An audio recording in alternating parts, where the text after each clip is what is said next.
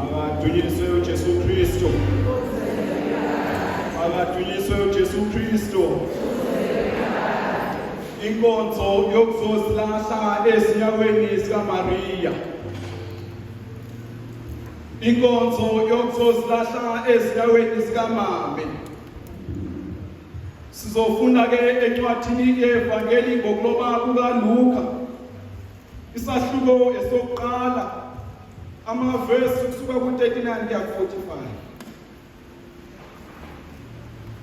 Ngalezo zinsuku uMaria wasuka waya ngokushesha kwelezintaba emzini wakwaJuda. Wangena endlini kaZakaria wambingelela uElizabeth. Kwathi kuba uElizabeth ezwe uMaria ebingelela, umntwana waxhuma esiswini sakhe. uElizabeth wagcwala umoya ongcwele. Wamemeza ngezwi elikhulu wathi, "Ubusisiwe wena esifazaneni, sibusisiwe nesithelo sesisu sakho. Kwenzeka kanjani lokhu kimi kuba ngihanjelwe ngunina wenkosi yami na?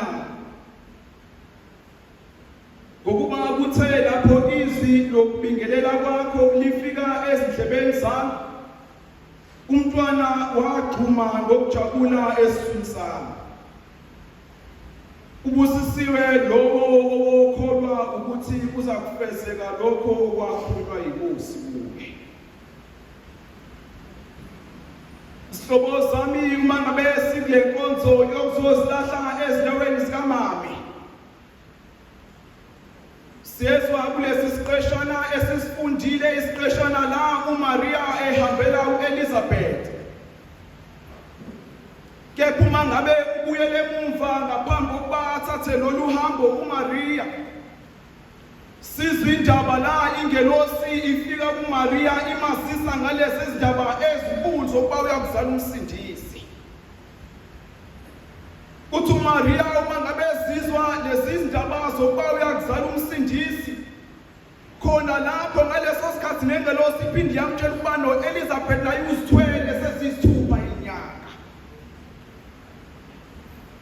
uMaria kuthiwa wasuka ngaso leso sikhathi wahamba waya kuElizabeth, kuthiwa wakhuphuka izintaba zelokweJuda. uMaria ke eyintombazanyana encane nje, usaphansi aliphambene ikhanda uqeda kuthola lezi ndaba zokuba uyakuzala umsindisi. Usanakho ukuqophiseka ukuthi uzoyixoxa kanjani le ndaba. Usanakho ukuqophiseka ukuthi uyofika chaza thini uJosefa. Usanakho ukuqophiseka ukuthi uyofika chaza thini ekhaya. Kepha kuthi noma kukhona lokho kudideka, uMaria uyahamba uhambela uElizabeth, umisa zonke ezakhe inkinga, umisa konke okwakhe ukuxakeka, uyamloyo kuthi uyamdinga kakade uMaria intombi engcwele, umisa konke ndawo wedwa. Zikhona ezakhe inkinga abhekene nazo, kepha uyazimisa nokuxabiseka nakho, nokudideka nakho, uyamisa, uyamloyo mdinga usizo lwakhe. Kuthiwa mangabe sifunda ke kuverse 13 kuthiwa ngazo lezo zinto uMaria wasuka waya ngokushesha kwelezintaba emzini wakaJuda.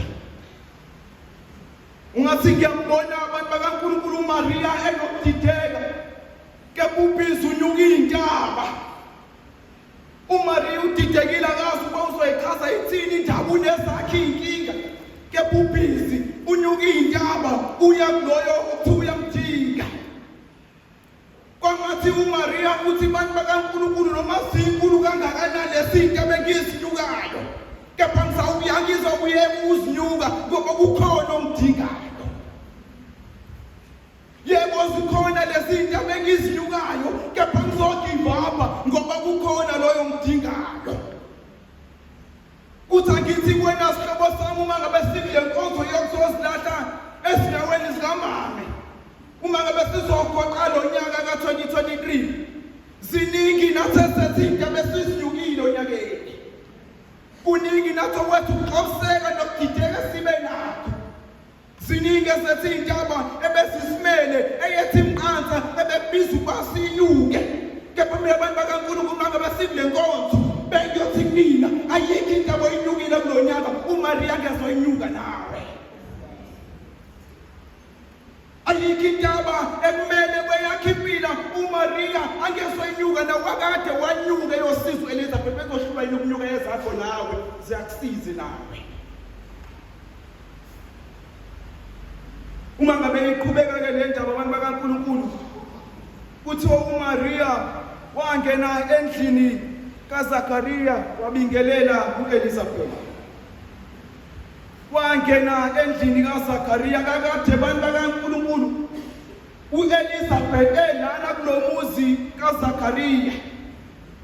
Uma ngabe ngena uMaria kulomuzi akangeni kuphela kumuzi kepha ungena la edingeka khona.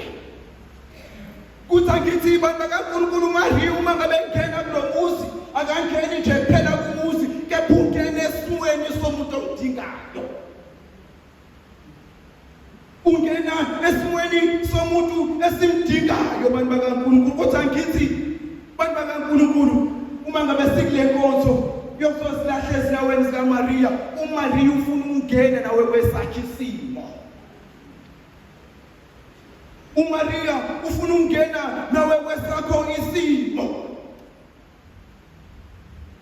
La ukhala uMaria ufuna ungena kwesakhe isimo sokhala nawe. La ujabula uMaria ufuna ungena nawe kuleso simo sojabula nawe. Kakade ungena esimweni sethu. Bantu bakaNkulunkulu mangabe sikule nkonzo yokuzova nonyaka sikuyinkonzo yokuzosilahle ezinyaweni zikaMaria. Imuphi owakho umuzi siphi esakhe isimo obifisa ukuthi uMaria angene kusona namhlanje. Wangena emzini kaZakaria ziyakwazi ukuthi azosiza uElizabeth. Imuphi owakho umuzi namhlanje ofisa ukubangene bona. Isiphi esakho isimo ofisa ukubangena kusona. Iluphi olwakho usisi lobusuku osuhudule unyaka wonke ka2023 ozothi namhlanje ntombi engcwele ake ungene naso isimo sami. Bantu bakaNkulunkulu kuthi ngithi mhlambe phakathi kwethu kunabantu abazothi iMaria ntombi engcwele wangena emzini kaZakaria ungangena ekulelelami ikhaya engasenakho ukuthula. Mhlambe phakathi kwethu bantu bakaNkulunkulu kunabantu abazothi Maria wangena kwela Zakaria ikhaya bewungangene yinami welelo lami usizi lokuphuma ngene ibhedlela ngasindi. Wangena emzini kaZakaria ubungangena yini lokwami umuzi kulolu usizi nabo abantwana bambephela zidakamizwa. Ilupho lwakho usizi mupho kwakho umuzi obufisa ukuba uMaria azongena kona namhlanje. Ilupho lwakho usizi kakade mhlawumbe kunabantu phakathi kwethu abazothi Maria ungene kolwami usizi. Sekuphela iminyaka ubaba wakwaMashona umama wakwaMashona kepha kusanzima ukuthi ngamngene. Sekuphela iminyaka umntana amashona kepha namanje ebusuku ngilala ngezinyembe zakuvuma ukuba ngamngene. Isipho sakhe isimo sikulethela namhlanje. Sizoletha lezo zimo ke bantu bakaNkulunkulu mangabe sikule nkonzo. Sizoletha lezo zimo uMaria intombi eyingcwele. Ithi ke uma ngabe iqhubeka le ndaba abantu bakaNkulunkulu kuthiwa uElizabeth ezobingelela kukaMaria umntwana waxhuma eswini sikaElizabeth ngoba wayegcwele umoya oyingcwele. Sithe uma ngabe siqala le ndaba sathi uElizabeth wayeswele kepha futhi uElizabeth eswele nje akuyona intombazanyana nje kepha kuthiwa usemdala. Ngakho-ke uma ngabe semdala esithwele ngicabanga ukuthi abantu besifazane bazo-understanda kangcono ama-risk akhona lapho. Kepha-ke abantu bakaNkulunkulu yisona leso simo Elizabeth asithole kusona uma ngabe kunyakaza umntwana. Iyafika kumina indaba yokuba uma ngabe kunyakaza umntwana esisini sika-Elizabeth akunyakazi kuphela umntwana kepha kunyakaza isimo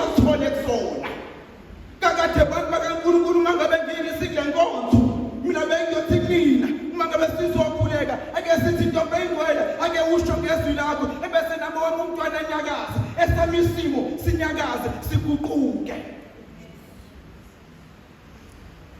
Isipho sakhisimo esikulethela namhlanje. Mangabe iqala lenkonzo yokudunyisa isakramento uthe umdikoni umsomi abantu baneyinhloso zabo ezibalethela iyiphi yakhe inhloso ekulethelana. Isipho leso sakho isimo esosibeka manje ezinyaweni zikaMame intombi eyingcwele. Ithi uma ngabe iqhubeka indaba uElizabeth ubuseyabuza yehlelwe kanjani lokhu kuba unina wenkosi yami ahambele kimi na. Uma ngabe uyazi le ndaba uzoqonda ukuba uMaria uwumzala kaElizabeth. Kepha namhlanje uElizabeth sekuyashintsha, akasambizi ngomzala, akasambizi ngomntase. Isiyaguquka indaba, akasambizi kanjalo, usembiza ngonina wenkosi. Kakade abantu bakaNkulunkulu mangabe sidle inkonzo, asile kunoma imuphi nje umame, kepha size kunina womsindisi. Sizozilahla ezinyaweni zikaMame owunina womsindisi. Kakade abantu bakaNkulunkulu akuzange kuzwakale naphakade ukuthi ukhona wake watheka kuye. Akuzange kuzwakale naphakade ukuthi ukhona wake watheka kuye. Akuzange